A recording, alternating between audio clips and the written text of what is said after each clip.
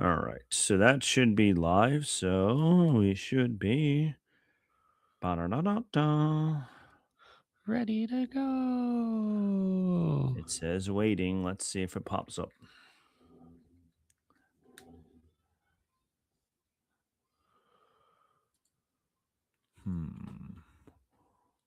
All right. So this says live.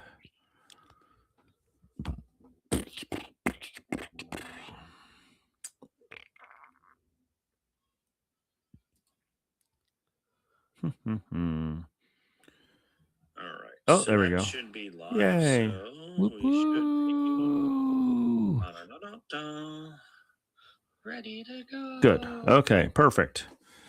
All right. That's going over there. We love that. We love that. Start that. Okay. I need to find. I'll go with this one, I guess. Okay. Are you ready? Sure. All right. Let's do this. I need to do this. Sorry. So close. You're good. Okay. Here we go. Okay. On this episode of Bantha Milk Podcast, it's Maul versus Mando. Who will be victorious? Small screen, big screen, any screen. I don't care. Give me more Star Wars. Give me more Star Wars.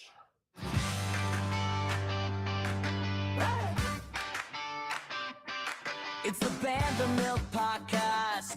Yeah! Pour a glass of that blue milk, we know it's gonna last. With Rob and James behind the controls, discussing Jedi, Sith, and all the plot holes. And James is back, folks. He's I'm here. back. I'm here again. Oh, it was a great trip. I would have stayed forever, doing a whole lot of nothing, having no responsibilities. But that's just not the way the world works. That's not the way it works, unfortunately. I wish it was. It would be awesome if that's the way it worked. But yeah, James went away on a little boat ride. Luckily, it was funny while you were gone. One of our biggest followers, chat contributors, and all that stuff. He asked if you were on the boat with the what was the other virus, the something H virus, the whatever it was. hantavirus. The hantavirus. He was like, Nope. "Oh no, is Managed he to on that dodge boat?" that one. Yeah. I was like, Nope. "Nope, he's not there. We're okay there. We're safe. He is Yeah, not it's on that." something else on that ship that has lingered. Oh, But well, that's I'm the surviving. problem. Yeah, that's the problem. Like when we went on a cruise, same thing. You have 1,000 people, 2,000 people. I don't know how many the cruises hold now. They might have 4,000 or whatever they're holding up to I think now. it was about 4,000 passengers, and then you have crew on top of it. So Yeah, so you have 4,000 passengers. You probably have 500 crew at least that at are least. interacting Yeah. with people all the time. I mean, it's a big boat, don't get me wrong, but it's still Huge. in the grand scheme of things, it's tiny, so people are on top of each other all the time. So it's crazy, but yeah, So, like, it's fun. people, wash your hands. Yeah. Wash your hands. Like, we've forgotten how to wash our hands again, and you need Uh-huh. to wash your hands. So, If Marie was in the chat, she would tell you have to wash your hands for at least 20 seconds at a time. yep. So Sing I your alphabet to soap and lather, then sing your alphabet when you're washing it off. You'll be That's right, fine. and you'll be fine. So, I tried to do that today because we're all getting over being sick. So I was like, okay, I'm gonna actually wash my hands for all 20 seconds, like Marie said. And Yes. let me tell you, it's a long time. When you're standing there, that's a long time. That 20 seconds takes forever. Oh, Absolutely. It just lingers it and lingers. lingers and lingers. Yeah, I'm just like standing there going, really? This is a long time. Anywho, enough about hygiene. Wash your hands for 20 minutes, 20 seconds. 20 minutes would be a long hand wash. 20 minutes. I mean, that's probably a little too thorough. You're probably gonna like get your Yeah, hands all you're gonna red and start not feel wearing stuff great. out. So But I will tell you that the only thing that will happen is the kids will have the cleanest hands because they will definitely, when they go to the bathroom, say, I'm sorry, I gotta wash my hands for 20 20 minutes. I'm minutes. gonna miss Yeah. half your class. I'm sorry. Rob said so. I Yeah. have to wash my hands. So all right. Well, enough of hygiene talk from from Rob and James. Let's get into some Star Wars stuff. Before we do, what are you We got things drinking? I still have, for hygiene. yeah. I still have some Darth Vlader. He's the goalie for the Flyers. They did well in the first round, not well in the second round. Yeah, Still have yeah. some of his beer left over, which is delicious. What are you drinking over there? Anything from Well, Wisconsin? it is Central Waters from Amherst, Wisconsin. There you go. Tank told me it's an imperial stout. What a perfect name for Perfect a name. beer that it's Yes. there. So we're drinking that Satin Solitude, and look at There how you go. peaceful that can artwork It looks sure like. does. It looks very nice. Very So nice. Nice super excited. imperial stout. All right, let's crack these open and let's see what happens here. Oh, I was too slow. I got a gentle little. yeah. That's funny. So All sad. right. More of this dark saison or whatever it was. It's pretty funny. At least not that dark lager still. That Yeah. still lingers with me. Oh, I know. So yeah, this is a dark Czech style pilsner. That's what this one is. So yeah. Mhm. All right. Well, while we're drinking our beers, why don't you tell everybody all the other shows on the network since you're back? You got to go back into your role. I gotta dig back in, right? Yeah. Oh, I can do just that. So, not only do you have us, but you got our standard flagship show, Ears Up. Uh, they just have a new one talking about how Fantasyland in Walt Disney World is kind of weird. Yes. Strong take on that one. The Supreme Resort comparing coast to coast. Their recent episode, oh gosh, like 2 weeks ago. So maybe you talked about it, was Cartoon Spin versus Cosmic Rewind. So you can dig into that one. Buena Vista Boys back at it with the strongest man in the world. Of course, then you got other ones like Scraping the Vault, Puny Pods out, and Fantasyland Draft League, where Fantasyland Draft League. you can hear us if you haven't gone and listened to it, and listen to us picking Star Wars characters who aren't Skywalkers, Yes. which I tried to break the rules on the first pick. Got shot down real fast on Yeah, that we were one. like, So nope. yeah, go So check that one out for a yeah, good monthly listen. that was fun. That was a good one, and I was happy that Ryan finally was able to release it. He got it up there. He was very busy, work and all kinds of other stuff were getting in the way. So I was like, dude, you missed May the 4th. And he's like, it's coming, don't worry. So it's finally out. So check us out over there as well. Also, you can check us out on the Book of Face. We have Facebook at Bantam Milk Podcast. I just posted something to it today. Well, actually, promo for this. So yeah, so check us out, Bantam Milk Podcast. You can also check out our other little fun thing that we have over there, Sacred Jedi Texts. Check that out. That's where we post a lot of like Star Wars memes and things like that. So check that out. Instagram, Bantam Milk Podcast, and there's a TikTok, but I never use it. But do that also. So there we go. So check them all out. Subscribe, like, comment down below, all those good things. If you're listening in your car, make sure you check us out on YouTube. If you're watching on YouTube, make sure you listen to us in the car. So yeah, so we got all You those can places. see my cute shirt of Vader walking an AT-AT. Yes, I love that one. I have that one. It's so great. I have the other one, which is the snow speeders tripping the snow, the AT-AT, Incredible. and it says not today. So I like that one also. That's a fun one. That's good. Mm-hmm. So I have some news. Most of it's all about the Mandalorian. Before we get into it, my son told me some person that he follows on Instagram, TikTok, whatever it is. He is in the know when it comes to Broadway shows, and he always gives a heads up about what the next Broadway show is or people starring in Broadway shows, this, that, or whatever. And he knows he's always 100% accurate with all of his things.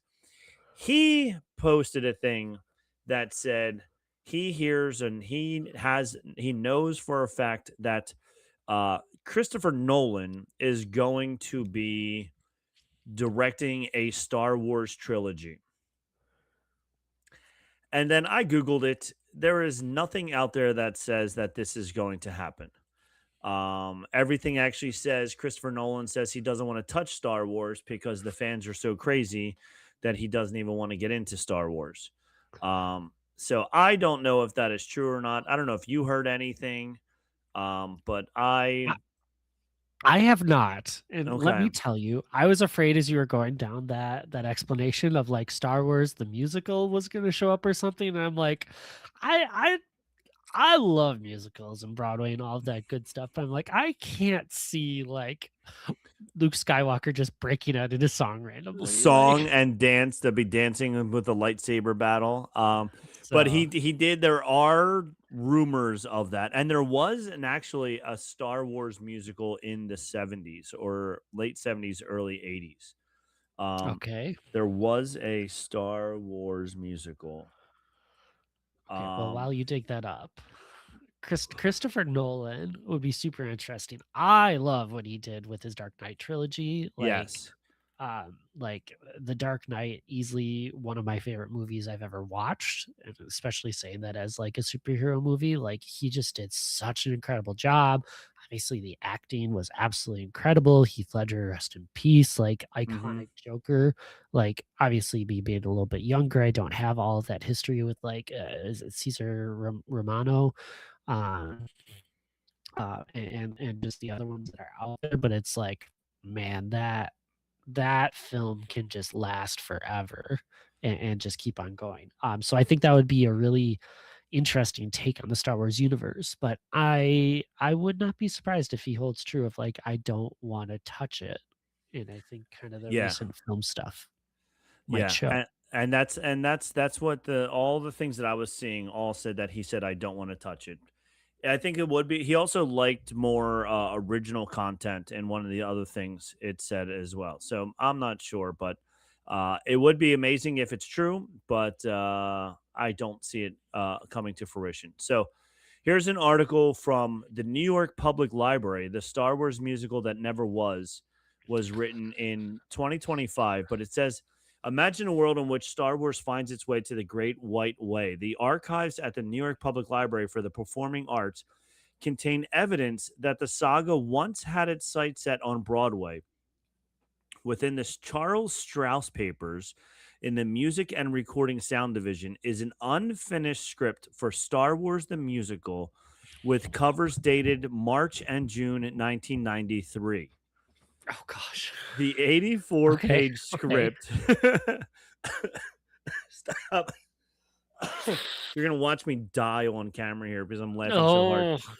The Oh no. the 84-page script with some pages missing and several handwritten notes in pencil. I was gonna say that's relatively short. So Yeah, yeah. Features music by Strauss, the Tony Award-winning composer behind Annie, Bye Bye Birdie, and Applause, and lyrics by his frequent collaborator Lee Adams. The musical covers the three original films following Luke Skywalker as he teams up with Obi-Wan Kenobi, Han Solo, and the droids C-3PO and R2-D2 to rescue Princess Leia from the clutches of Darth Vader and continue through Luke's Jedi training with Yoda, his discovery that, spoiler alert, Vader is his father, and the rebels' defeat of the evil Empire as Vader turns his back on the dark side.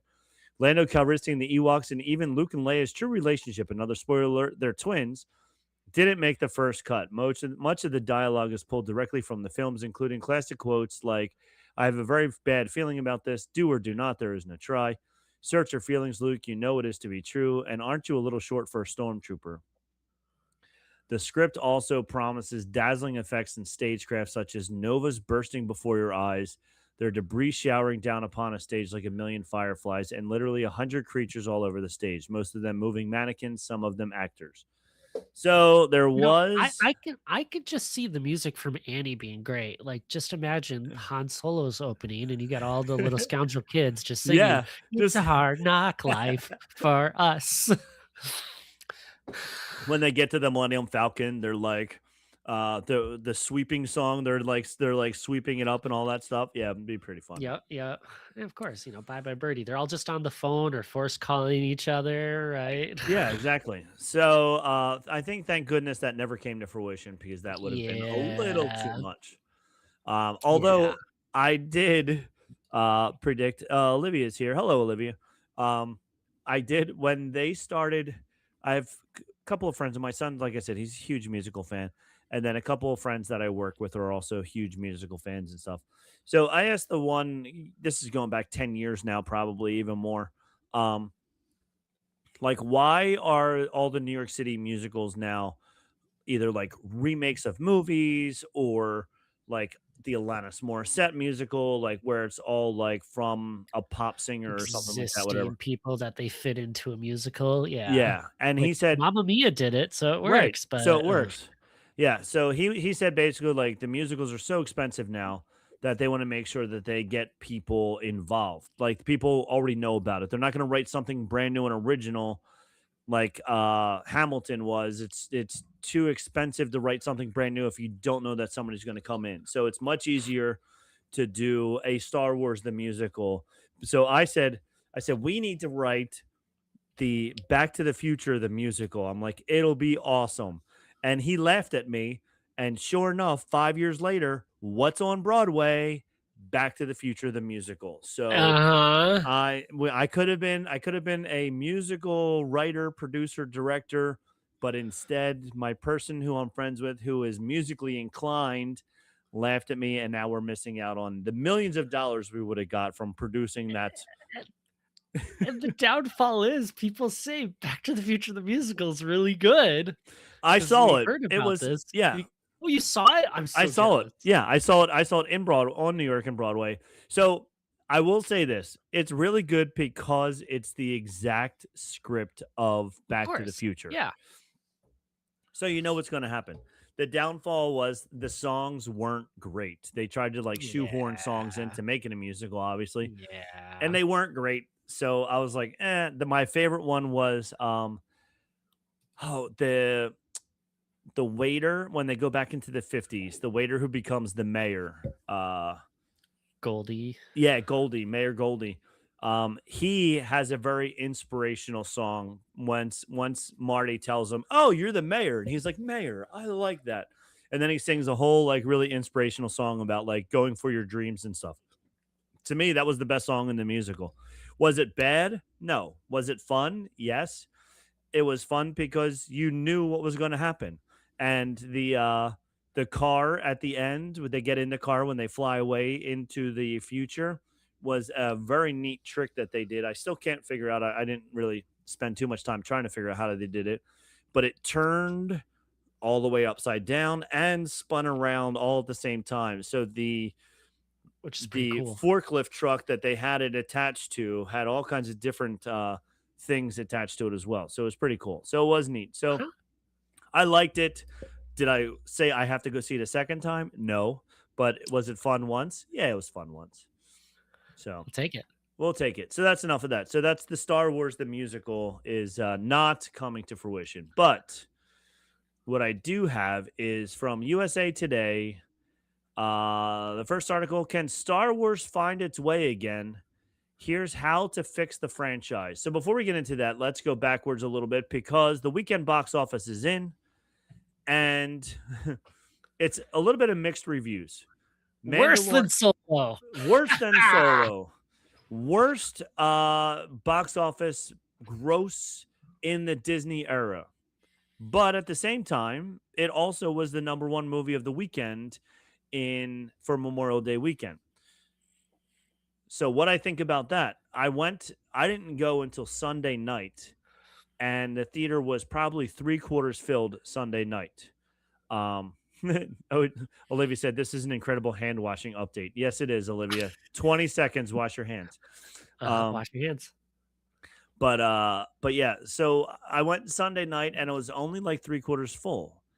But I also think that not a lot of people are going to the movies anymore. So it's kind of a mixed bag. Like when I think Solo there's two things that are happening because I think you're on the right track. I think one, people aren't going opening weekends because they want to find out, is it worth it for me to go to the theater? Mhm. Because two, things hit streaming services so fast now that Yeah, you don't have to go to the movie theater to have a decent enough experience. And so you're waiting to hear, like, do I need to see it on a big screen with right. good quality sound? And that's, I think, exactly what you're running into. And so that's why this box office they have is genuinely a success. Yeah. Yeah, although it is the lowest rated, the lowest one of in the Disney era. Oh Yeah. no. So yeah. Um but yeah, so I'm and even after I saw it, I liked it. We'll get into it a lot more. But I even said I saw it with my son and he was like, "Okay, I don't need to see it again." And I was Mm, like, I would go see it on a Tuesday when it's a $5 movie. I would see it again not for ideal. $5, Yep.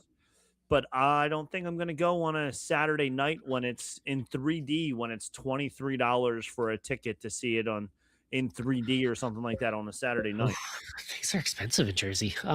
Yeah. Um, Yeah. I Yeah, didn't so we didn't see. Go ahead. I went Thursday night. So I went with the opening release crowd and we went to the fan event because that meant that we got to walk away with a pin. Yes, that's a cool pin. Which is a Yes. very cool pin. So Yeah. everyone walked out with this pin. They had like two little photo op things set up, super cheesy. Not great. But the pin was cool and it was a full theater. Okay. And so that was good. And then we could see the seating for the other showings. And I would say the bulk of them were half to three-fourths.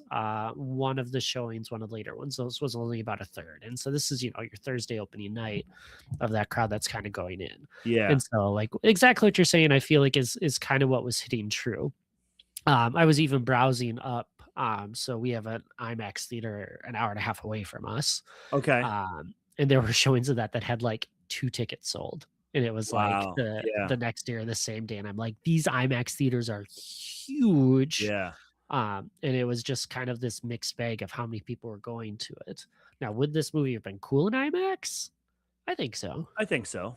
I think so. It, There was when I was looking at tickets originally, the last showing at the theater near me was a 9:15 showing, and then they decided to throw in a 10:15 showing also.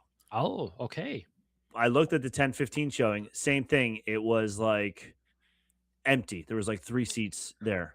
Yeah. Funny story, in our chat right now is my friend that I was talking about that I said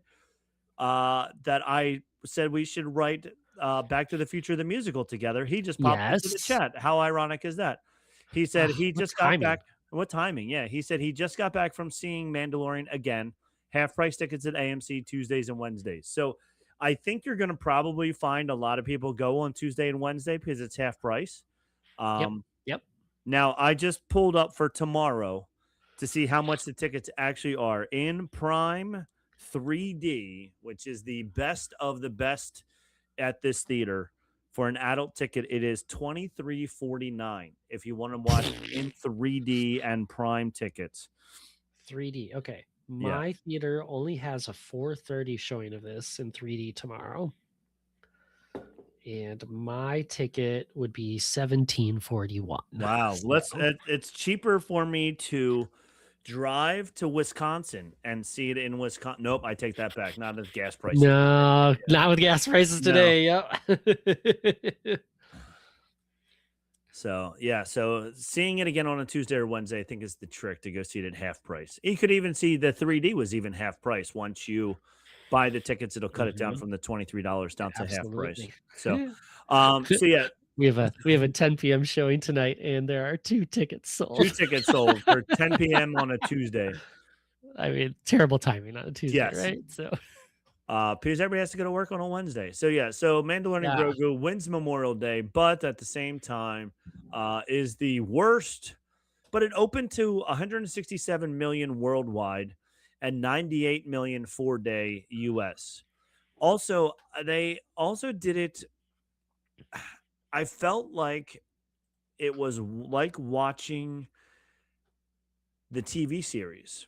Like it almost didn't feel like a Star Wars blockbuster, but Yeah. also the TV series was on such a high budget. Their budget for the TV series was very expensive. So I feel like they did the same thing, and I even like heard things that um, Favreau had written, or Filoni had written season 4 of The Mandalorian, and then either Kathleen Kennedy or somebody said instead of doing season 4, turn this into a movie. So that could also be why it kind of felt like a season of The Mandalorian that was in the movie theater. And it almost felt like to me that Disney just wanted a cash grab because they wanted, knowing what their budgets were, Disney Plus isn't giving them, that money directly type of thing. Like you have your Disney Plus subscription, whatever. This way they were able to get $98 million extra from people who went to see it in America. So, um, yeah, so I don't I know, have but two theories on things I've heard, and obviously we don't need to go too deep into this until we mhm. really get into it. But one of them is Disney put out a release date before they had a fully visualized plan, so they just kind of had to cobble together what they could. Okay, Uh, and so like they didn't have as much time as you'd like to flesh out a good movie script and everything of the sort. And two, this took the burden of being the first Star Wars movie since 2019 to be released. So when Starfighter comes out next year, it right. doesn't have to live up to whatever standards that we want to exist Mhm. in the world. We can just see this is what it is. And now the Yeah, Mandalorian and his Beskar armor can take those shots. So right, exactly. And his plot armor can take care of that. Um, yeah. so yeah, I don't know. They said, and then in this article that's on Deadline, they were saying that Disney's not even that worried because they're expecting toy sales to go through the roof. And they're probably said sometimes they even make more money. They Star Wars is one of the top 5 toy franchises with 1 billion in retail sales annually. 13 million Grogu toys sold during the first 2 years of the streaming series. So I guess they're banking on that they're going to hopefully make the money back in toy sales as well. So I think it's a safe bet. So yeah. All right. So those are the two things, and then this is an article in USA Today that says Can Star Wars find its way again? Here's how to fix the franchise. I love how everybody knows how to fix the franchise. stop. um, so it says the new movie's $100 million 4-day opening, according to studio estimate, marks the weakest start for Star Wars. So where did the mega popular Galaxy Far Far Away go from here? Star Wars likely will never be what it once was, though that doesn't mean that it can't explode with something fresh and new like it did nearly 50 years ago. Star Wars has seemed to be in disarray for a while in recent years, becoming more of a TV franchise than a movie one. The first Star Wars live action TV series, Mando. Since then, 6 other shows have debuted. The results of all those announcements, just 2 actual movies so far: The Mandalorian and Grogu, obviously, and director Sean Levy's Star Wars Starfighter in theater May 28th, 2027. That's not ideal for a franchise, but epic space drama that people would flock to see over the large screen. So, could a new Jedi Master help Star Wars find its way? This is what they're suggesting. Uh, Lucasfilm, Dave Filoni, and Apprentice as popular Galaxy list, but it's also a much different world than in 1983. The big franchise don't have the best success rates anymore. Even Mighty Marvel isn't the powerhouse it once was. Kids are now hungry for Super Mario, and adults are getting their sci-fi fix with Project Hail Mary. Star Wars is back in a marketplace changed by everything from the internet to COVID, where it used to find its way again. So it says Star Wars is a ship in need of a hard reset. Picking a lane would be one scenario. TV is far from cinematic, but it's ever been, and Andor is an example of how deep Star Wars can be. But a re-emphasis on movies might help the creative focus as well. If Star Wars intends to keep its all mediums all the time approach, though, it has to evolve. It just can't be fan service for those who grew up with the original trilogy or prequels, because as much as people freaked out when Luke Skywalker dared to throw his lightsaber away in The Last Jedi, the OGs aren't as reliable as a customer anymore. In fact, they're pretty fickle. Star Wars yearns for a new generation of fans who, like those in the past 4 decades, will pass on a passion for universe to their own loved ones down the line. So what they need to do is, well, blow up the Death Star. Do something crazy and different. Stop returning to timelines that are well tread on at this point. Explore the galaxy's past and maybe some sort of Game of Thrones type jam, or craft a future story with uncharted territory. Or even better, abandon all the tropes, create new rules and archetypes, use new influences, and rock people's world with something that doesn't even resemble Star Wars. If Baby Yoda needs to come along to sell some action figures and whoppers, fine. That would be bold and brash and jaw dropping, but it worked in 1977. Why not now? I mean, you're not wrong in this opinion of if we had we me us being the people that make Star Wars. Yeah. Right. Stronger stronger spine had held up to where 7, 8 were taking the movies. I think we would have such a different conversation because I think 8 Yes. would have aged so much better. I am such a Last Jedi defender. You know this. I think Hmm. that movie was fantastic. It did something different. It brought so much to the world of what could be. And I think we could have gone places. So I'm going to become a vocal minority against the other vocal minority of people that just say and scream, because otherwise we are going to get the bridge between episode 6 and 7 Right. as the only features of Star Wars content that's going to be successful to Yeah. the people that'll complain about everything no matter what. So Yeah. So I don't know. So I I I'm like torn as well. Like and like you can't Luke Skywalker, Han Solo, Princess Leia, they're all like old now. So you can't keep up that trilogy, that threesome. Obviously Princess Leia's nope. passed away as well. But like so you can't keep going with that. So you need to do something different. And you can't just keep throwing in different actors in that era. Um, it would be good to just get away from it altogether. But they tried that with the Acolyte, and maybe it was because it was bad writing. But the Acolyte was like an epic fail. So um, I think I if they're gonna go someplace different, they need to make sure that it is super strong, super well written, and super like get you the way the original trilogy got everybody in 77. I think you are right that good writing and good storytelling, no matter what, will go there. But I think we also have to guarantee at least 2 seasons. Because think about what people would say today about Clone Wars or about Mhm. Rebels and Yeah, those 4 seasons. They are tough seasons yeah, compared to the rest of the stuff. But man, once you break into those later seasons, like this is some of the best Star Wars that exists. And if we keep cutting things off before they get going, we're right, not gonna get anywhere. Like, Acolyte could have gone somewhere in the 2nd season. Like, right, there are a lot of things that weren't great with the writing, like, the main character didn't even need to exist in the world to be a thing, but we don't need to hamper on that because it's like it could have been, and we'll right. never know now.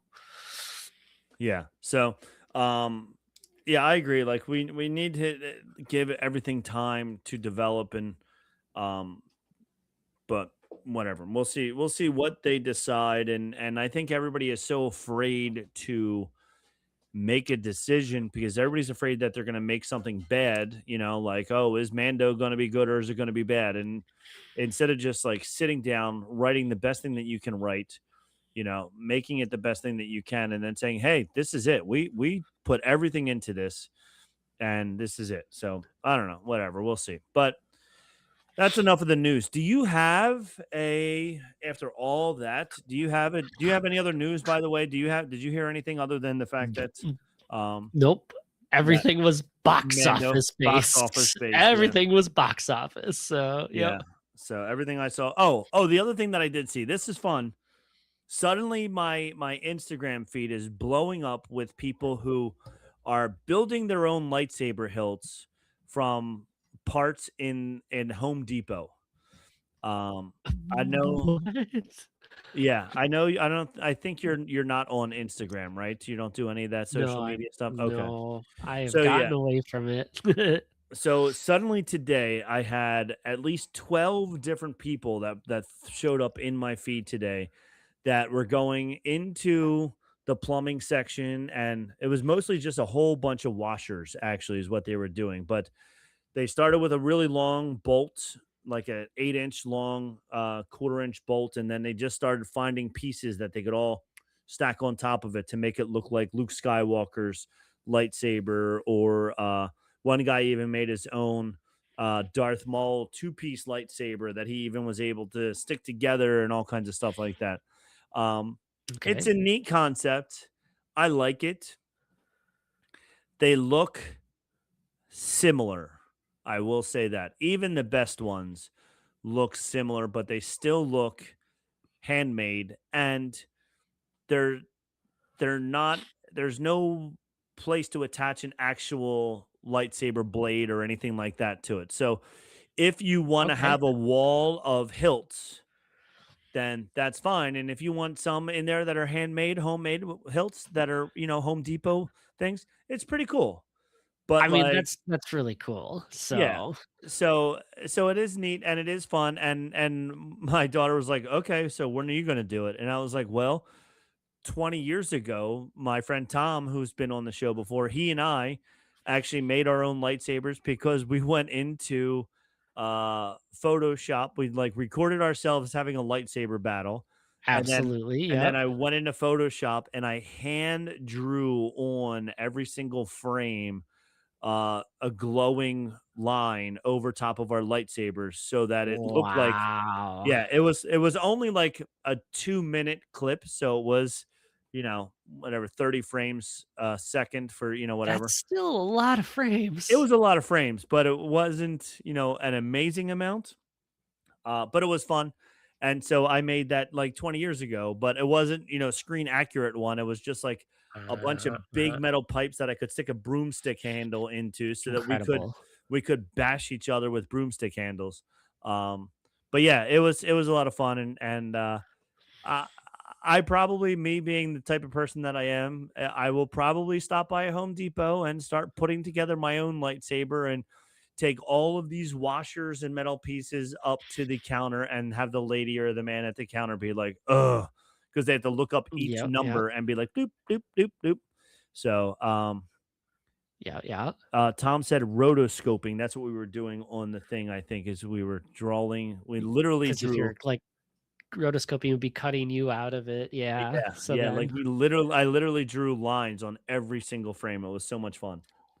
ah, and now there are tools in programs like After Effects that you Right. can just use plugins and add the lightsaber effect and then maybe track it and make it Yeah, happen. and make it But happen a little bit what's easier. the fun in that when you can just draw it on, Right, I did it thousands of still frames? I did it at a computer version of the way they do it in 1977, where they literally scratched the film 1 frame at a time and did that. So, enough of that. Enough about me.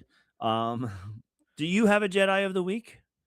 I do. Awesome. Well, let's hear your music, I think. I'm the Jedi of the week. I've been running it like I've been Yoda for a minute. Putting on a clinic with my homie Obi-Wan Kenobi. Can you feel it? On the field like a real one. Yeah, I'm the one like my first name was Anakin. My voice All right, Jedi of the week. We got up to deep into the alphabet already, and then you went I away for know. 3 weeks. So I hope you I remember where know. we left off. What was I thinking? Yeah, we left off at the letter T, and this was another difficult letter. There are not a lot of big letter T Jedis out in the world. Not the letter I expected to have that. So there's a few smaller ones.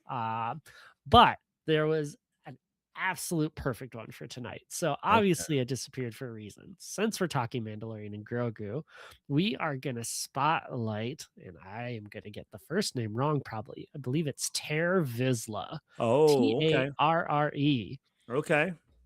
So I know you hear Vizsla, Yeah, and you think. that's that's a Mandalorian name. Yes.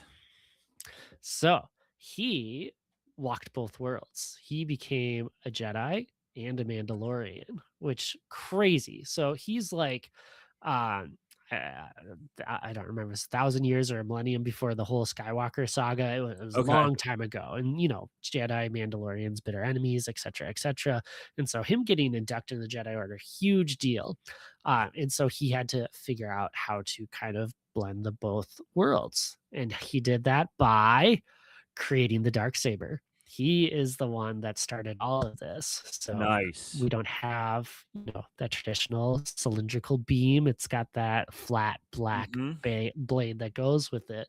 And so it's pretty cool, as you know. traditional Yes. Mandalorian sword, but connection to the Force, and so we get all of this, and so he's the one that brought all the clans of Mandalore together, but still was fighting as kind of that peacekeeper in the Jedi, but still bringing his identity to it, and so it was really kind of interesting as you go through it. So he is cool in that sense of being the trailblazer and being the first, but obviously the story of the dark saber and the Jedi Council keeping it on Coruscant, treating it as a Jedi artifact. Mandalorians not liking that because they're like, that's ours. It Yeah. belongs to the House Mandalore and House Vizsla here. And so, like, they had to go and fight and get it back. And so, again, any sort of peace that you might have had from this one person who could live in both worlds just kind of gets separate. And we run into this really kind of small bit. So he is because he shows up in season 3 of Rebels, where we get Hmm. the history of the dark saber going through it. Otherwise, he just kind of gets briefly mentioned in things like the Book of Boba Fett and other things. So not really huge deal in a lot of the world of terms of canon Star Wars, but huge for the history of like there's where the dark saber came Yeah, from. this is where it There- started. That's awesome. So Well, yeah, there we go. super neat. I love the fact that now we know who created the dark saber and where it came from, which is super Mhm. awesome. Um, we were talking about that. My son and I were talking because the last season of The Mandalorian was a whole bunch dealing with the dark saber and all the other Mandalorians and stuff. And then we have this movie which doesn't even mention it once. So it's like, Gone. Bye-bye. are we losing that whole dark saber storyline? Like, what's going to happen there? And especially since they were talking that they're not going to make another season of The Mandalorian. So it's like, oh no. Ugh, yep, So maybe supposedly at they will least, come so out. Yeah, maybe they'll come out with a season of uh not the Mandalorian, but the Mandalorians plural, and ooh, then they'll go back to Bo Katan and all that other good stuff, and the dark saber, and the other Visla, the Visla that was around during this time, Pal mhm. Pez, whatever, Pre-Vizsla? Pre Visla. There's so many Well, Vislas, I mean, but he yeah, did, but yeah. yeah. So, all right. Well, that being said, we're gonna take a quick commercial break, and when we Hold come on, back, I got oh, book talk update. I'm what? reading again. Yay! My library finally came through for me. Shout out Winding Rivers Library. So I've just started on Master of Evil, the Nice. recent release. I was like 40th in line when I requested this. So Oh, that's hot, awesome. hot take here. So I've only gone through the prologue. Okay. But that's like the first hour of the book is really how deep they dig into it. And so it's starting with Count Dooku. I love Count Dooku, so I'm Yes. super excited to have this as a start. So glad to have summer book time back for me. There we go. Yes, I can't wait. Also, 18 days away from summer book time, Yeah, so I'm a little excited about behind. that. Yes.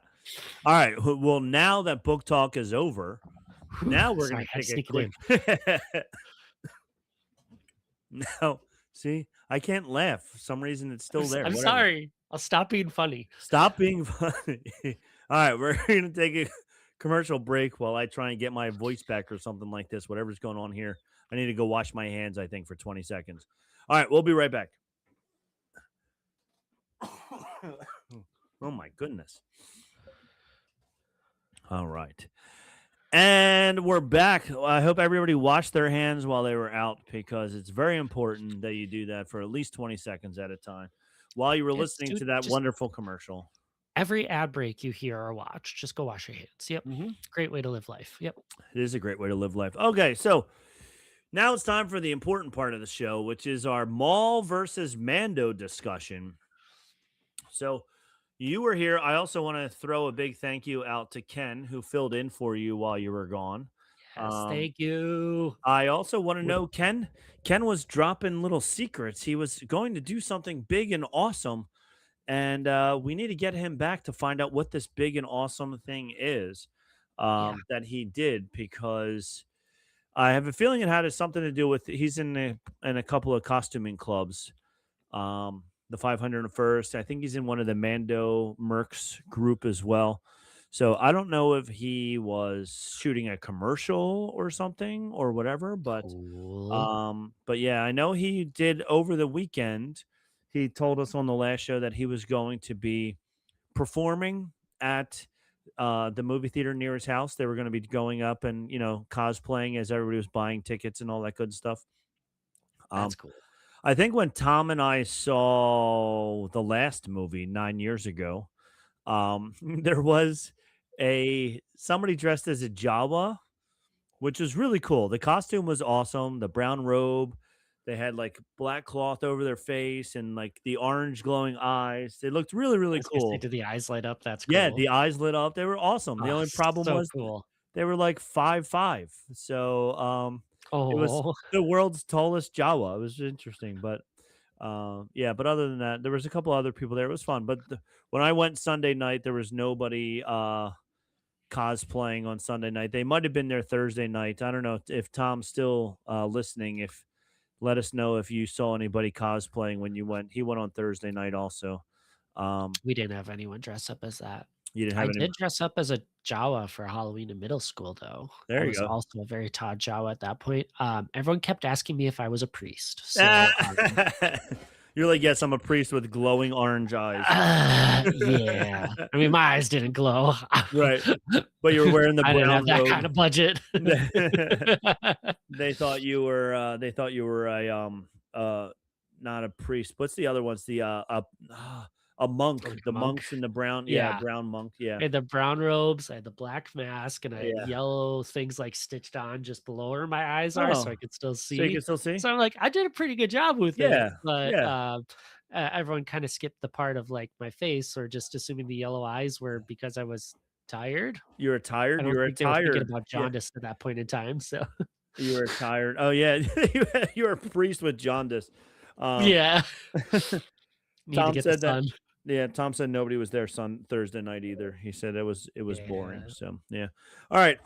So before we get into Mando, let's talk about Maul because you missed the last going through the last 2 weeks of it.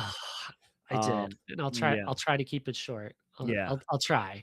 Uh, oh my gosh, incredible. The story just continued to get better and better.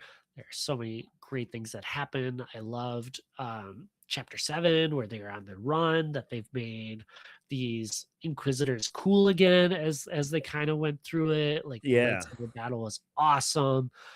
There's just like so many good things that kept on going through it, as we just kind of felt the tension of the people on the run.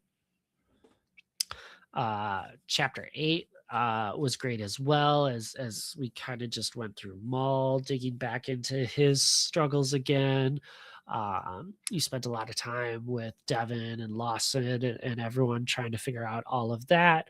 But then I love that we got to like the final call. And it's like Dryden Voss is trying to get in touch with you, and we get back to that crime lord business again. And I'm like, Yes. yes, this is what we want to see, because we need to figure out how he gets to taking over the crime lords, even though it seems like the crime lords are trying to use any sort of leverage they have on him to maybe kind of get him to be their little bit of a puppet. Mm-hmm. And so again, just great to bring all these little bits and pieces in together, that we've seen the Pikes, that we've seen the couple new local additions, that we got Crimson Dawn coming in. And so we just know that it's going to keep on building up. And then getting to 9 and 10, and it's like, I understand now why they kept this hidden from content creators ahead of time, Mm-hmm. because that reveal of Vader, Yes. oh my gosh, I'm still just in awe. And they made him such a scary character when you see the people go off into the foggy woods and then they're just getting like thrown back and you're like, what is this monster that's attacking them? And then sure Yeah, enough, that monster is Darth Vader. And even I forget who it was, somebody was like, you're no it was Maul. Inquisitor. It was It Maul was who said it. Maul. Yeah. He had no idea who he No was, idea. and I'm like, "Oh, that's such a good thing," because, they build Vader up so much in, like, the movies and Rogue Yeah. One and stuff as, like, he's this myth, this, like, creature, he's the Bigfoot of the world, and so having Maul just be like, "Who the heck are you?" as he's going Yeah. through this, and Vader says nothing through the show. Yeah. He I'm doesn't like, have "This one is word. such a good menace." Like, he doesn't need to. And I also liked how they made him at times fight the way he did in A New Hope, which was like just Yes. one hand, because they didn't know how to fight yet. But they were like, oh, he's like, I don't need to put on a lot of effort here. I can fight you off with just one hand, like I did in A New Hope. And then other times they had him, two hands being more physical and moving a lot faster and things like that. So they were really bridging the gap between how good the acrobatics and the lightsaber battles were in 3 versus how basic they were in episode 4. And it was Yeah. almost like this is why, this is why, because he only needed to be fighting with one hand when he was fighting old Ben, because he didn't need to fight any harder than that type of thing. Uh, Um uh-huh. so yeah, so 9, the reveal of Vader was awesome, and then 10 was practically just an entire fight scene. Yeah. And so it's cool to see just kind of the change and deception betrayal of Maul as you went through this. Cause like Mhm. when they're running away in that underground and they're using the droid skiff to get across, Maul sends everyone across first and then he follows. But then this time he leaves Daki to die, which we had been foreshadowing for a long time. Yeah. And I think I need to own up and say it. Like, I've never been so happy to be wrong that Darth Vader showed up this season and was part of it. I said it wasn't going to happen, and here we Yep. are, and it's happened. And like, oh my gosh, I'm so glad it did. Um, but yeah, I will take that L every time because it was so worth it. But yeah, like him then abandoning Maul, abandoning Daki to die, seeing his chance that like I'm gonna take Devin and it's not gonna be totally my fault because she's involved somewhere else and won't get the whole story behind it. Like Right. big thing. And even like the one scene, he did it real quick where Maul saw that Maul was in trouble fighting Darth Vader, and he used the Force to push Daki towards Vader and get him a little off balance so that Uh-huh. Vader would attack him and kill him. And Devin didn't see that. If Devin would have saw that, then she definitely wouldn't have followed him to where they're going next. She would have been like, "You're awful. I can't believe you did that. That was my master." But Yeah. because she didn't see him get the push, she only saw him die. Then she's like, "Not that I have no other place to go, but now that Vader killed my master, now I'm with you in vengeance also. I'm just as angry as you are at this and at the Empire." Um, Yeah. so it was a great little move there that they did, because I talked about it before that I did not want her going off and following Maul. But they did a good little twist there to make it where she doesn't know how bad he is, because she didn't see him do the worst thing, which was, basically he killed her master by him forcing him to Vader. Um, Yep. so she didn't see that, but she also now saw her master die and is like, I need to go follow him. I need to go with him because I need to get my revenge. Yep. So Yep. I thought that was a very good twist and a good way to make it so that she followed him without just being a silly way for her to follow him, where she's just like, seduced by his power type of thing. Yeah. I So, mean, they built their connection up well, yeah, like not quite what feels like the same level as like the Rey Kylo like Diet and the Force connection. right. Like it's interesting that Hmm. it's like they clearly have paths intertwined, but I like how you've put that as like now we have good purpose for it. And It's it's okay, the keep going. other death that is just shocked me though. Like I did not expect Lawson to die. Lawson, I was just gonna say, and then we see Lawson, who also, um, and he basically went on a suicide mission to protect his son. So, and his Yeah. son was like, "No, don't, no, Dad," It's but like we're finally we're connecting finally again. connecting. Yeah, that was a great father-son moment there where he's like, "But just think of how much we've spent together these past, couple of days or whatever. Like this is what I've been begging for all this time, was for Uh, us to hang out together. And it just so happens that we're doing it by fighting the evil empire and an unstoppable force in this Darth Vader character." Um, yeah. But now, like, what is he left with? He's left with Devin and Maul, going with the crime syndicates, or is he gonna find his mom in the Empire of this Yeah. place that killed I his dad? Like, this yeah. kid's gonna be a mess. He's gonna be a mess. Yeah, I think because I don't think he's gonna be, although he was good with the gun. He was shooting his gun. He was pretty good with shooting his gun, but also both him and his dad had it on stun as opposed to kill when they were shooting all the bad Yes. guys. Big Um, deal on that one. yeah, and they also have Two Boots is still alive, right? He's still Yep. going with Yep, them. 2 Yeah. boots still going. Yep. So you got him and Two Boots that are going to be like uh sad together over the loss of Lawson. Awesome. Um, Yep. so I don't know. I think it'll be interesting. Like his mom is still out there. They threw that carrot out there that his mom, so he could go to them. But like Yep. you said, is he going to keep following Maul and Devin also? So I don't know. I mean, I part of me has the sneaking suspicion that there's, like, romance going on between Riley and Devin at some point, Right? which will be another complicated layer of, like, Yeah. Devin trying to stick with the Jedi Order. Um, so I think there's a lot of interesting things, and I think Yeah. it really paid off that they knew they had season 2 that they for Yes. this.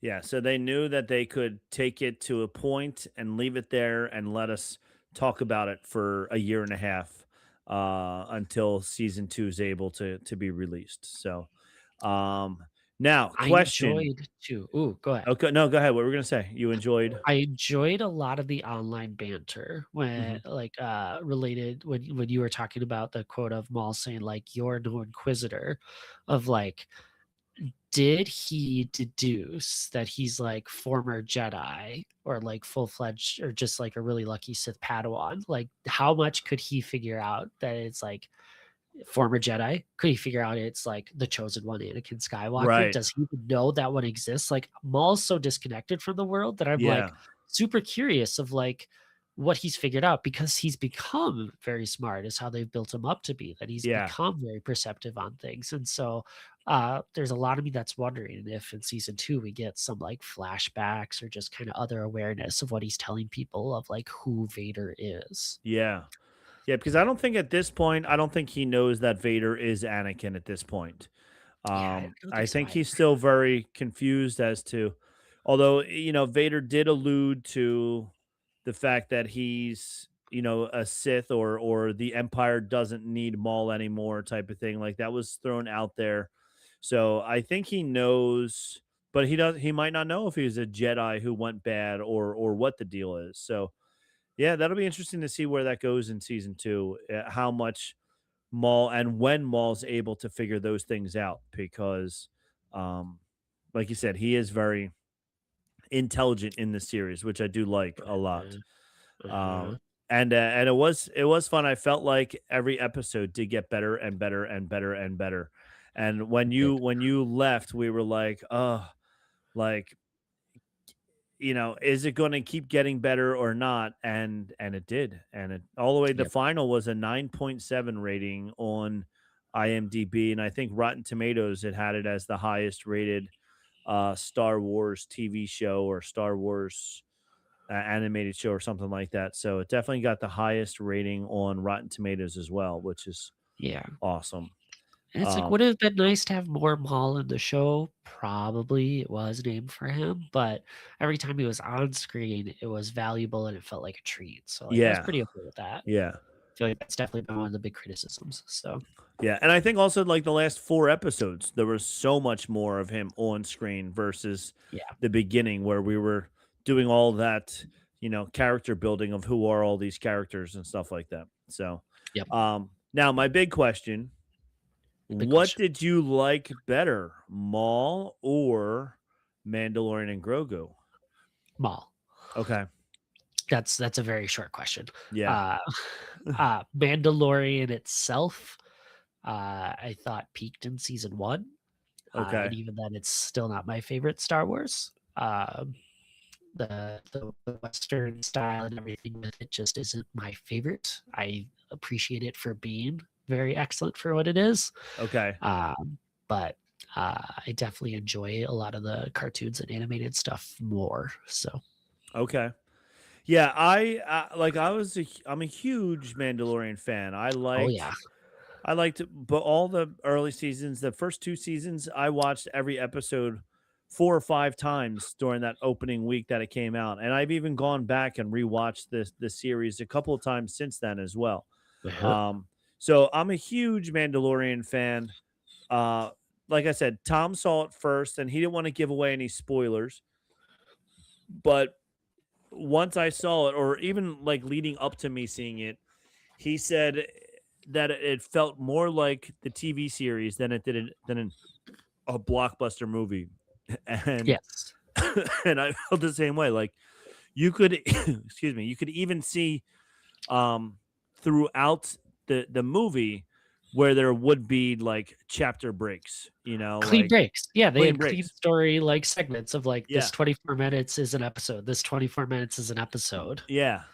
Yeah, so there it was definitely you could definitely tell that, and even if they wanted to release it that way, kind of like with all the short cartoons that they've been doing recently, they could even when it comes to Disney Plus, if they wanted to make it season 4 and have it in four different Yeah, like episodes. 6 episodes or whatever, yeah. Yeah, yeah, like they could easily do that, or just they'll probably just do it as the movie as a whole. But you could definitely tell when there was like the chapter breaks and all that good stuff, and even like Yeah. at the one part when he was after he returned to one bounty and he was like, "Yeah, I need to go on a break." It was like, "Okay, that's the end of that chapter right there," like Yep. Yep. um so yeah, I did, as we briefly touched on earlier, I enjoyed it. I thought it was entertaining. But it did feel like a TV series versus a giant blockbuster movie. Yep. Um I was a It's good little fun. It's yeah, good fun. it I was was good glad fun. to see it on the big screen. As usual with The Mandalorian, the music is so good, Yeah, the music was amazing. which I'm so glad I heard that on theater speakers because Mhm. there's so much that sound and everything that you get with it that, like, that's just incredible. Um, I wanna think of his name, but I can't. Such a good future Gordon, of, like, yeah, yeah, yes, Gordon, yes. so incredibly talented, Mhm, like, has just made such a distinct sound that feels Star Wars, but mhm. feels Mandalorian, and, like, if this is the future of, like, audio and films, as I think about people like, John Williams getting up there in age, like, I am so happy to hear where this is going, like, it's Yeah, so yeah, because he definitely, uh, is it Ludwig Göransson or something like that? Something that sounds Göransson, right, yep, yeah, but he definitely has a great sound, and even from the first season of The Mandalorian, when he was doing all the music for the first season, it was so different, but yet still so similar. Um, yep, So it was awesome. I did find it very interesting, and I don't blame them because and Trey even said that there was like post about how Pedro Pascal must have something on Disney because he got top billing for being a voice actor, basically what it was. And but I did like the fact that it said in the closing credits, all three people were listed all at the same time. The and Mandalorian, the Mandalorian suit performer, and the Mandalorian stunt performer. And I their like, names were in the opening as well. They were yeah, like the 3rd or 4th or the 4th and 5th names that showed up, and I'm with yeah, you. So glad they did that. yeah, because you, there Pedro's on was screen for 12 minutes. yeah, the one he was on that one scene when he took his helmet off in the lake or whatever it was in the in Yeah, the with the in the huts. water Yep. scene. Yeah. That's the only time. And you know that other than that, he just did voiceovers for everything else. Um, Yeah. but yeah, so I'm happy that they were uh respectful enough to the two actors who actually did all the work. But at the same time, we were talking about how those two guys probably got paid 1/10 of what Pedro got paid. And Yeah. and it's ridiculous. Oh, somebody I It is saw go ahead, what were you gonna say? it is a cultural milestone, though. First Latino Yes. actor getting top billing for Star Wars, and I That think is that's awesome. that's That is important that is that very important. we Yes. wanna have this happen. Yeah. It was somebody posted a thing about how the Mandalorian never takes his mask off but yet when he does, he has that perfectly manicured Oh, mustache underneath. So they were like, yep, yep. he does that just for himself to make sure that he knows how awesome that he looks. If he ever had to take his mask off, he's got this perfect stash there also, His which is pretty mustache. funny. Yep. Um, it also reminds me of going all the way back to Smokey and the Bandit, which was a Burt Reynolds. He wore Okay, a yep. cowboy hat the whole time, but then he took his cowboy hat off and what's her name? The Bo Katan, same thing. He took his cowboy hat off and his hair was perfect. And it's like there's no way you could wear a cowboy hat, take it off, and not have creases in your hair. Yeah. And Bo Katan also, every time she took her helmet off, her hair was always perfect underneath the helmet. And there's no way. But anyway, but that's acting for you. That's TV. The helmets definitely have, like, stylizing settings in there, obviously. It's Yeah. necessity. Yeah. So all right. So overall, I liked it. Like I said, I would see it again on a Tuesday or Wednesday for $5 or half price, whatever they're going for. I definitely am not going to go back on a weekend to see it a second time. Also, like you said, it's going to be in streaming so soon that it's Yeah. like We'll be talking in July, and it'll be streaming or it'll something. already be Maybe streaming. August, but Yeah. yeah. But Which is great, because then we can watch it again. Because right. it's exactly like you're saying, it's good fun. It's probably Yeah. in that, like, 6 or 7 out of 10 range for me Uh huh. of, like, it didn't really do anything wrong. I mean, No, there are things that I wish they did differently or would definitely critique, but, like, it was good fun. it was good I fun. enjoyed the journey, but it Yeah. didn't have to exist either, so There's a couple of one continuity thing that I noticed, which at the very end, um, I'm going to get into the Easter eggs and like little things now. So if you haven't seen the movie yet, stop now. Go watch the movie and spoiler, then come spoiler, back. spoiler! Spoiler alert! Ding ding ding ding. Um, but at the end, when he gets knocked out and taken to the other planet, when he's at his house, and the little guys they like follow or whatever the deal was, which was a funny scene also. But then at the very end, when they return back to the Top Gun space I base, love it seeing the Top Gun scene and, like, sunset shot on this one. That was so great for was me. so funny. But then when he goes back to the Top Gun base with Sigourney Weaver, and he's now his Razor Crest is back there. When he got captured, the Razor Crest was at his house, which was not near the Top Gun base. And then at the very end, he's like, "Okay, I'm leaving," and his Razor Crest is back at the Army base. I was like, "Wait a minute, how did they get this here? Like this was on a completely different planet before."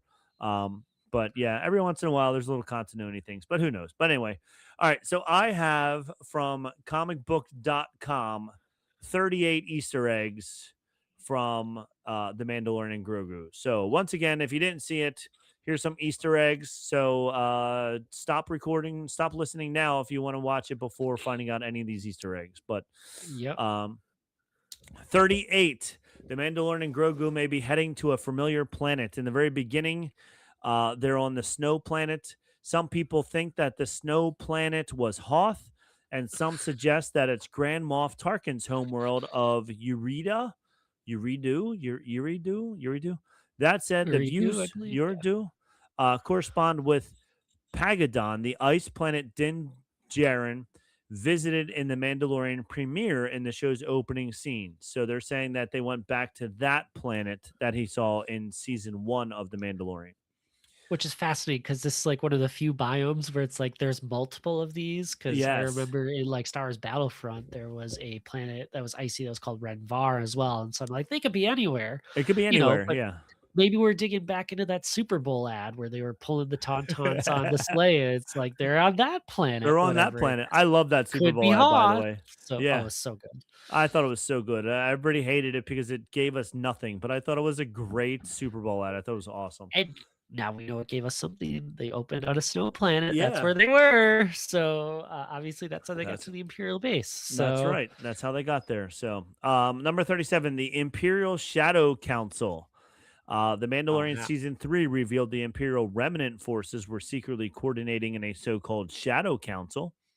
Din Djarin deals with two members of the Shadow Council and the Mandalorian and Grogu, now named as Commanders Coin and Barrow. So we got to see two of the Shadow Council people. Yep. Yep, that was cool to have them kind of reappear, like, they're such background characters otherwise, Yes. but, yeah, neat little nuggets for them to Neat show little up. nuggets.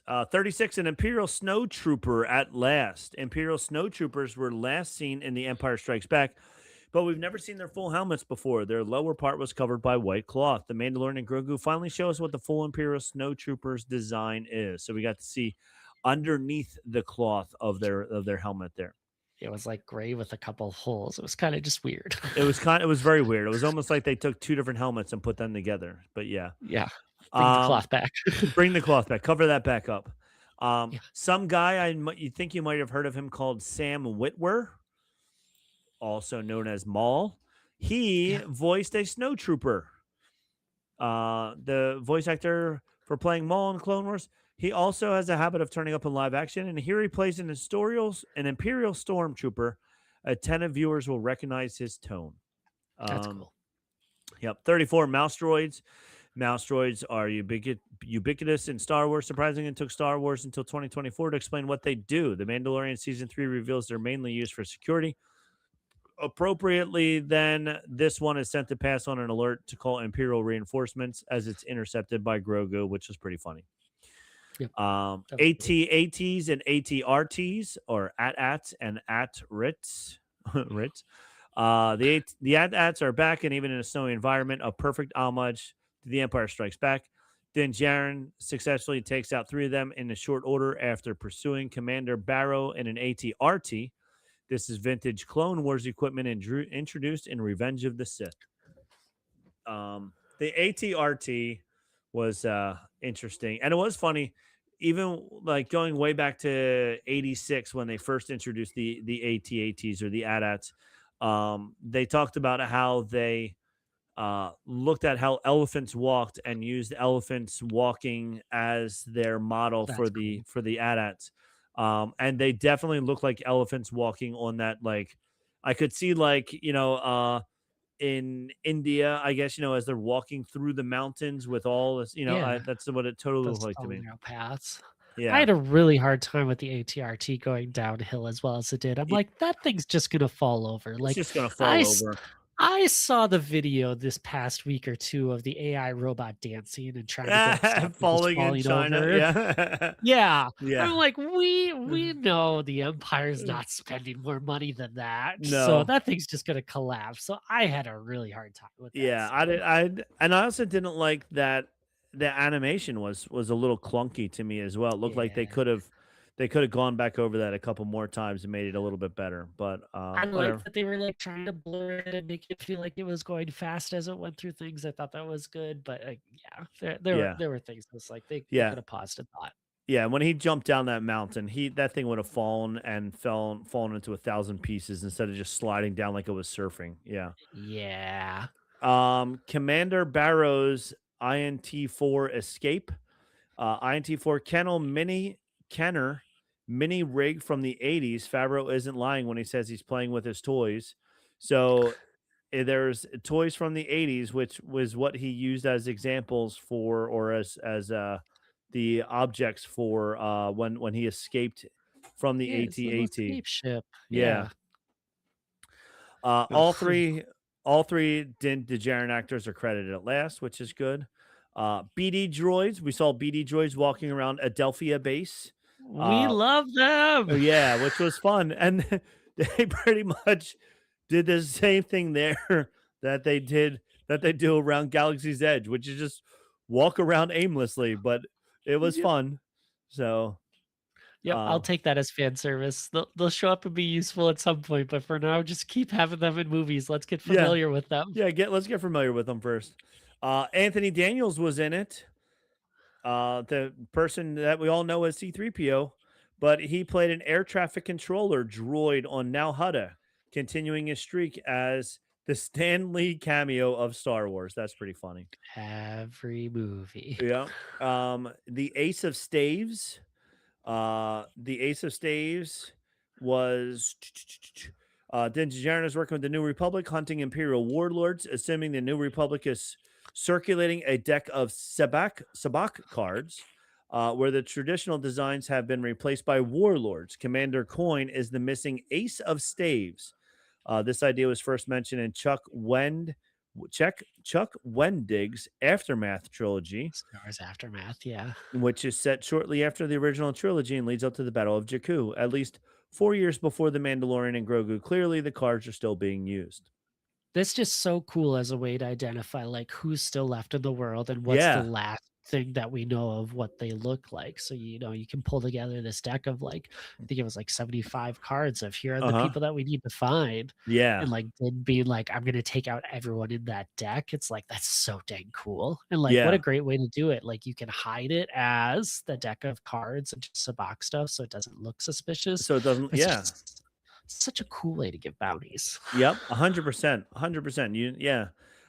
It's almost like in Gone in 60 Seconds when they wrote all the card names Yeah.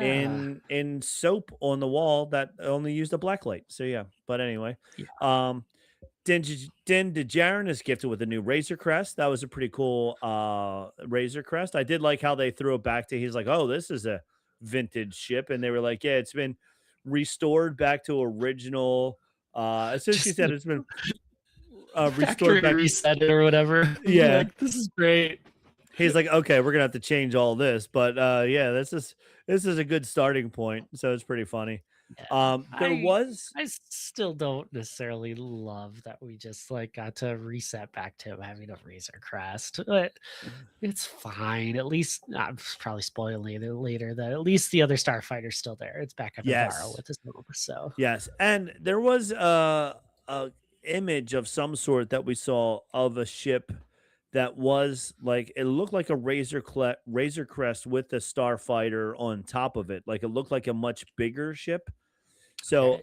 I hope, especially since now that the Razor Crest is chrome, just like the starfighter is, it would be cool if we ever have anything in the future, um, where he winds up mounting the starfighter on top of the Razor Crest, Oh, kind of like interesting. the Ghost And the Phantom, and the yeah. Phantom, yeah. Okay, okay. I So could get on board with something I like would like this. that. Yeah, that'd be fun. And then like he can leave the Razor Crest floating in space and take the starfighter down, whatever type, who Uh-huh, knows. But anyway, uh-huh. the twins, the two Hutt crime lords known as the twins, were introduced in the Book of Boba Fett, where they sought to claim Jabba's palace on Tatooine. Yep, yep. So they're back doing that. Zeb, the new live action version of Zeb. I'm gonna go out on a limb here and say I like the cartoon version of Zeb looking wise Uh, better. I wasn't a big fan of the more Ralph McQuarrie version of Zeb. Me personally, I don't know what you felt. ah, we finally get to disagree. Okay, I do agree cartoon version is better, but I think for a live action version, this is better than I expected it to be. okay, I'll go with So that. Yeah, do I wish that there would be, like, more opportunities for, like, what I feel like would be four-legged Zeb running around and doing a few things? Definitely. yeah. Some more acrobatics, yeah, like, we got the one hallway fight scene where it was like nobody could hit him as Oh he was yeah, fighting through, and he and had so, his like, that stick. wasn't great. Yeah, his Which I was forget what great. the name of his stick is that he has, but yeah.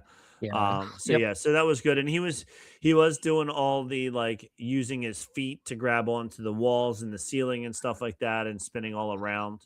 Um, but yeah, Yep. I mean, I'm looking right now at pictures from Rebels and then also the live action, and I see where they got the look for the live action, but I don't know.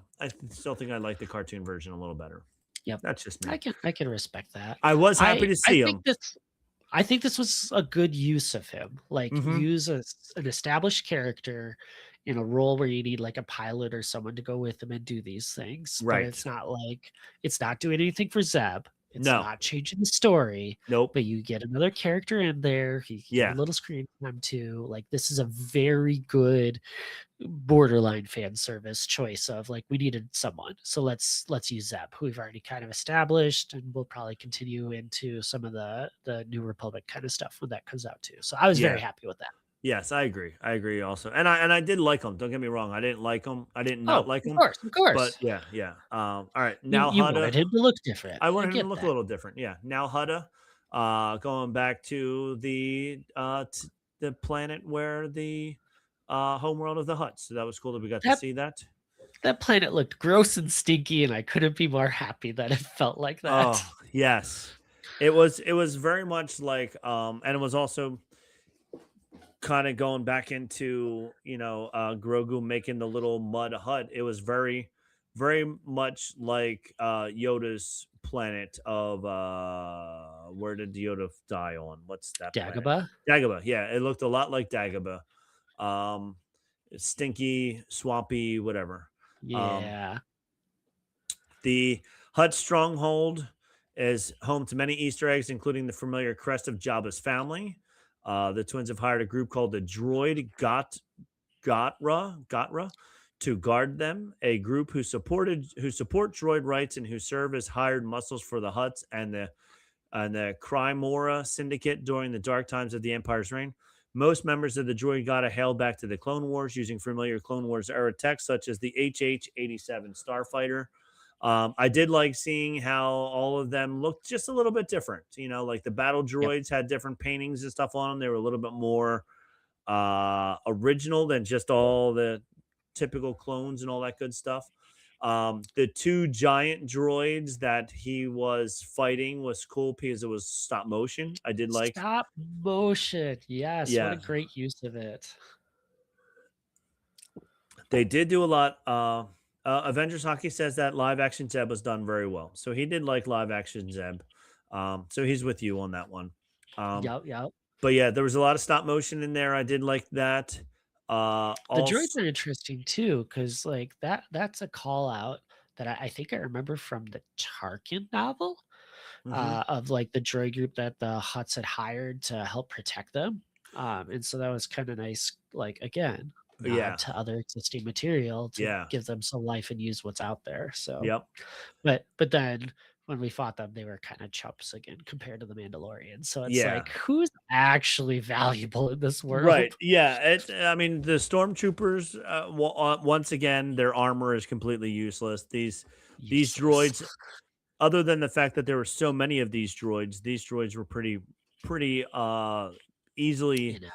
Yeah, pretty Yeah. inept is a great word for it. 22. Rod of the Hut. Jeremy Allen White voices Rod of the Hut. I think this is what when Tom was talking to me how he didn't like in the original trilogy and even going back to the prequels, the aliens all spoke alien languages. And then Rod of the Hut did a little, spoke a little Huttese, but then suddenly he's just, you know, a guy. Like he has a normal English basic accent and whatever. Uh-huh.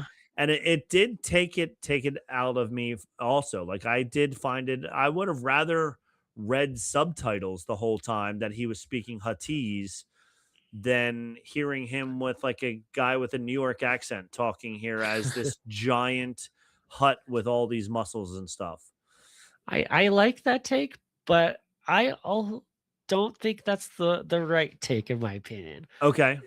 He was trying so hard to not be a Hut that I think he doesn't want to speak any sort of Huttese. So I feel like he was probably more upset when Din showed up or whoever was like, "Oh, Wangu." Uh, Right. and like, I don't think he wants anything to do with that. Now, should he have had an accent that wasn't, that New York Yeah. accent or whatever you want to describe that as? Probably. I feel like that would probably be an important addition in there. But I like that he spoke basic instead of speaking Huttese. Okay. You might have convinced me just now. I think you might have convinced me there because of him not wanting to be associated with them. I can see that him trying to, you know, get away from his Philly accent and doesn't want anybody to know that he doesn't want anybody to know he's from Philly. So learns how to say he learns how to say water instead of water the way, he's been saying for 50 years of his life. So yeah, I That understand. your mouth so easily. um, Martin Scorsese was in it as well. Martin Scorsese played Hugo Durant, the an Ardenian fry cook on Shakira. So the guy with Shikari. the Shikari, the guy with the four arms was Martin Scorsese, which was interesting because Martin Scorsese has talked about how he thinks cameos are silly and that they're not necessary. And then I have and loved the running joke of like Scorsese just needed a little bit of extra money, so he decided to cameo in this movie. he's like he's like I'm gonna put an addition on my house. Sure, I'll I, do a cameo. Why not? I got an idea for a film. I just need a couple millions to Yeah, get it to get it started. Yeah, started. Yeah. absolutely. So interesting note. I feel like and this I may not remember right, but I think that means that Scorsese's character related to the pilot from the Solo movie, Oh the other yes. character of the Okay. same name, Yes. species. And so like a little bit of a tie there. Maybe they're all just family in that species, but Yep. I can see that. he's a Um super fun character. yes, he was a fun character. And I did like how he was like, stop saying that name around here. And then he's like, I'm No, not taking your credits.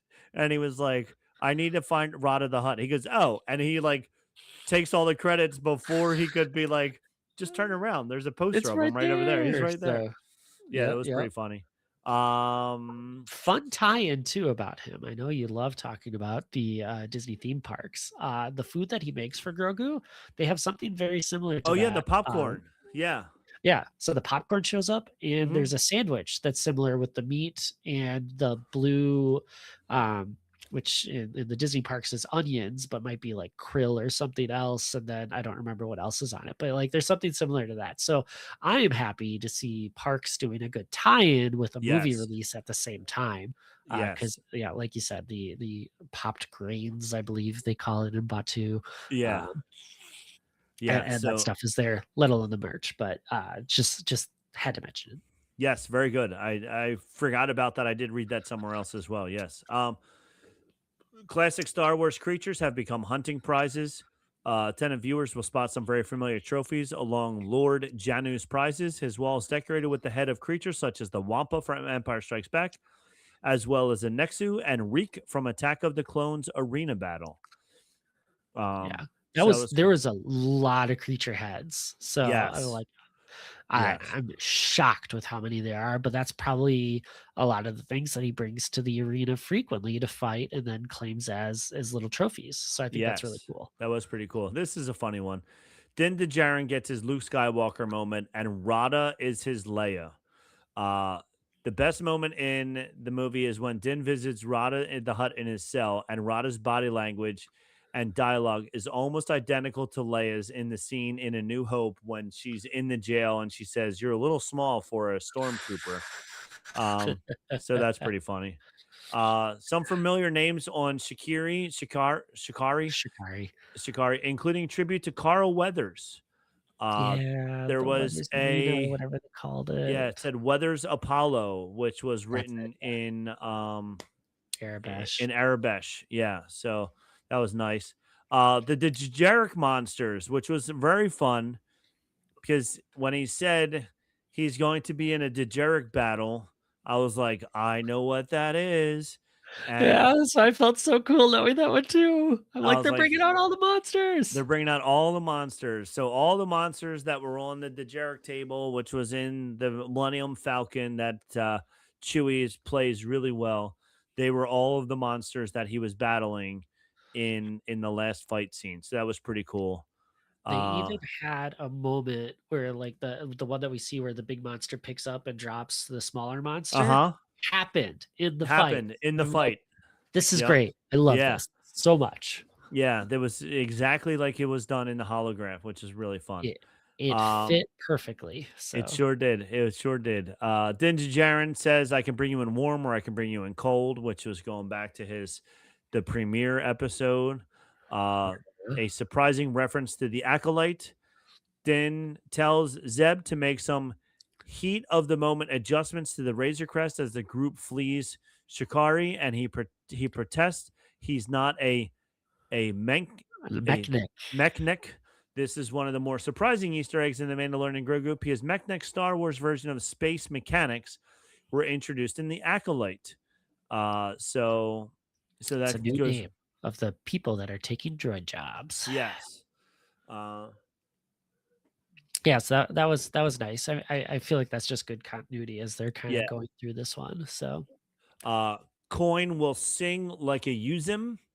Uh, cool, According yeah. to Din, Commander Coin will sing like a Yuzum. That's the first canon mention of the Yuzum, a Wookiee-like race introduced all the way back in Alan Dean Foster's 1978 novel Splinter of the Mind's Eye.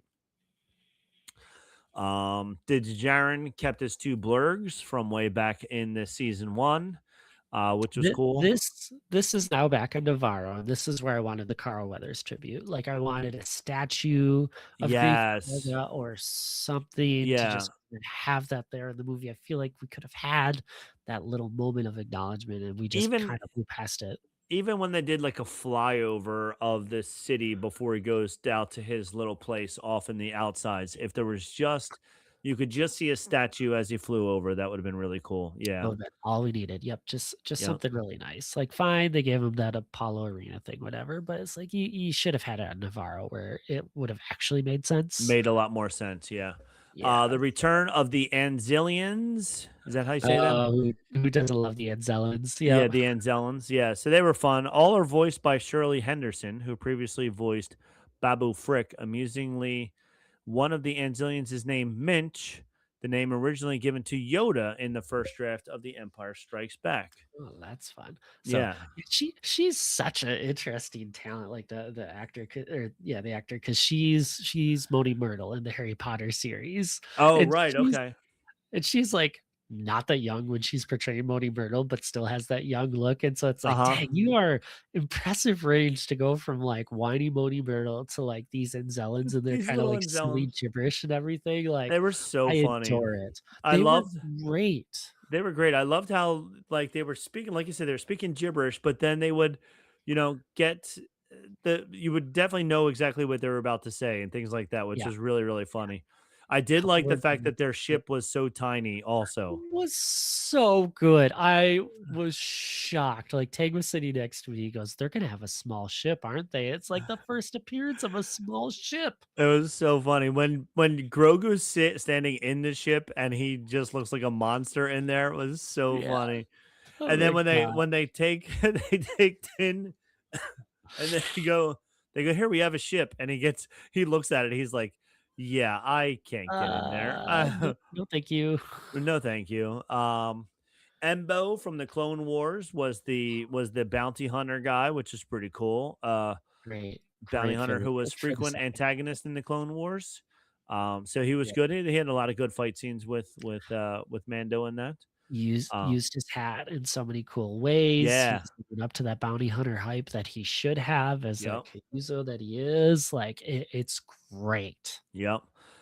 He was awesome. The Mandalorian Creed. The Hutts apparently have a deep knowledge of the Mandalorians. They're aware of the Mandalorian Creed that Din should never allow someone to see his face. I did like the fact that when they were like, "Ha, we took your helmet off, so now you can never be a Mandalorian again." I was like, he's going to kill you now, right? And I'm like, yeah. I'm like, This this is one of my problems I have here. Here's one of my problems. Because, yeah, he's absolutely gonna kill them, 100%, because 'cause he's gotta get over that. But right. when did we get the addition to the Mandalorian Creed that it's you can't take your helmet off Oh, yeah, that was unless you kill everyone who's seen your face? The armorer did not ask that question the first time. no. Or are we just trying to avoid having to go back to Mandalore to bathe in the waters where they have a settlement now and it's easy to do? Yeah, Like, it's easy to ugh. jump back into the water and say, "Okay, never mind." So But have we yeah, updated it to make it more challenging, or has it always just been that way and we haven't cared? Like that would make me upset. yeah, Very because upset. it was like, okay, well, I'm gonna change it now so that way I have a reason to come back and kill you. So Yep. Yep. Um, the Hut's trapdoor and the Hut's trapdoor trick and the dragon snake. So yeah, as soon as you walked into that room and I saw that there was a metal door there or metal carpet, whatever you want to call it, I was like, Yep. yeah, that's a that's a trapdoor just like Jabba had. Classic Um, huts. Classic Huts. And then the dragon snake was cool. That was Very cool. a creature already known to be found on swamp worlds like Dagobah and Nalhutta. Yep. Um, the No Amani, we saw a knowledge that lot they're of poisonous though.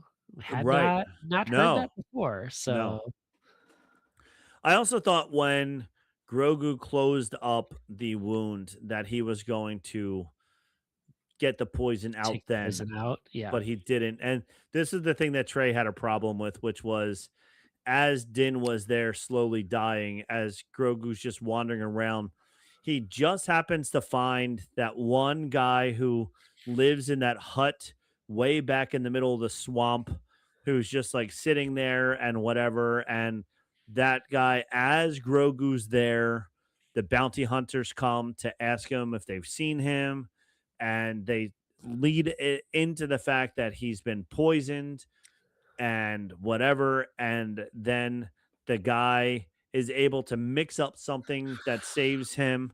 And it was like, it was, as Trey said, it was just too easy Yeah. for Grogu to save the day. Like, it would have been better if he had to do something, if he, but yeah, so that Also, whole, why was Din sending Grogu away when he knows he has force healing powers? He's done it right. He's before. done it before. Yeah. Like, ugh. Yeah. That one made me so upset too. It's just Yeah, like, that whole little area, that whole little you're part of better it than was this. was yeah, it So, was could have been written better. The Amani were all over the place in the planet, which is really neat. They've never been developed quite like this before. The Mandalorian and Grogu draws on deep lore from the expanding universe, even featuring a scene where one rolls along the ground. That was pretty cool. mhm, Number 7, we see Grogu's force powers. That's not that big. Grogu becomes a true baby Yoda. While on Nalhutta, Grogu intimidates or imitates Yoda in some delightful ways.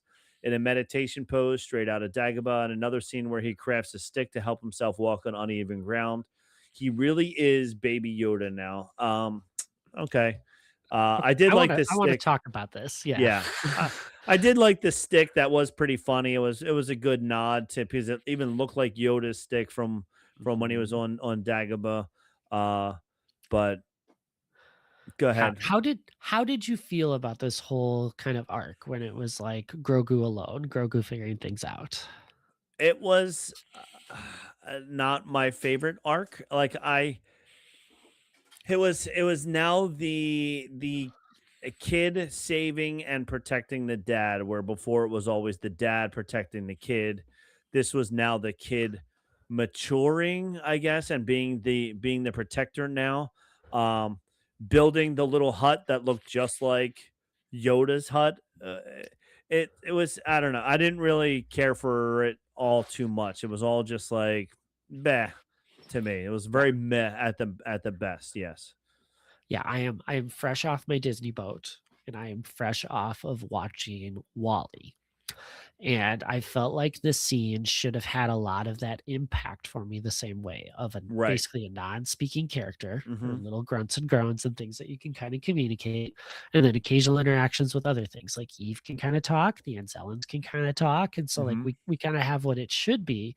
But Wally builds, we get insight into like Wally's character and what he's Mhm. longing for and everything that he's getting, and all we get from Grogu is you're cute and you're trying to survive. I Yeah. don't feel like we get that same like character growth and development that we No. get. And I'm like, Disney knows how to do this. I Mhm. mean, maybe you have to call your friends at Pixar, but it's like Yeah. it should have been better. Right. And even like I said, about how he didn't do anything to save Din. everything to save Din was all handed to him by the swamp Yeah, friend. You know, yeah. like Other than building the shelter he for built the the shelter. best comedic moment of the movie. Right, put it with him banging the head into the shelter Yeah, was great. That was so funny. It was like so bump, good. bump, and then he throws the leaves over his feet. Like that was fun. But That was yeah, great. and then the other thing, I guess maybe he got it from the spaceship, but I was like, where did he get the light from that was Yeah, inside the thing? I was like, wait, hold on. But yeah, yeah.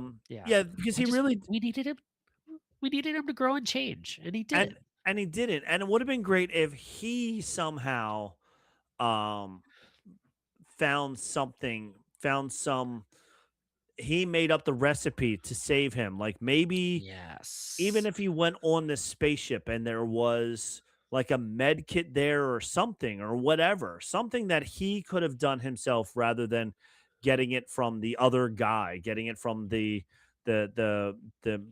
guy who lives in the forest. Like Yeah, that, yeah. So I don't know. But yeah, it was the slow part. It was the mid part, the meh part of the episode, very yeah. much so.